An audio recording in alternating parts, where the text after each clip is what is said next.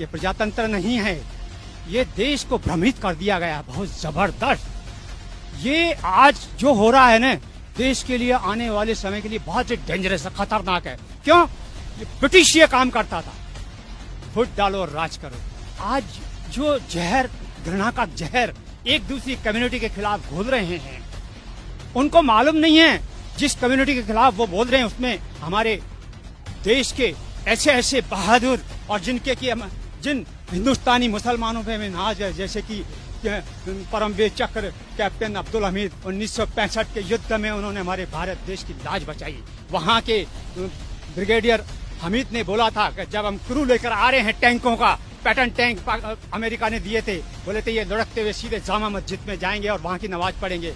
उसको अब्दुल हमीद जी ने रोका था। ऐसे देशभक्त मुसलमानों पे नाज है, ऐसे देशभक्त मुसलमानों पे नाज है।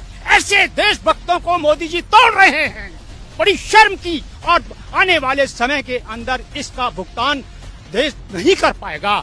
इसलिए देश की जनता को जैसे कि राहुल जी ने बोला है, बेखटके सर पे कफन बांध लो, कफन बांध के बोलो, किस बात का डर है? हम है न, कोई गोली आएगी, लाठी आएगी, जेल जाएंगे, हम जाएंगे।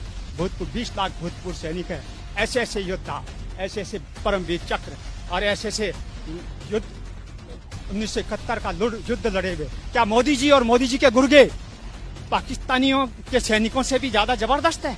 चाइनीज सैनिक, उन्होंने टक्कर ली हमने। ये मेडल गवाह है, ये कोई चुनाव में नहीं मिलता। ये मोदी जी खरीद के दिखा दे, 1000 करोड़ रुपए में भी ये मोदी जी खरीद के दिखा दे। मोदी जी डरते नहीं है, कांपते हैं, कांपते हैं।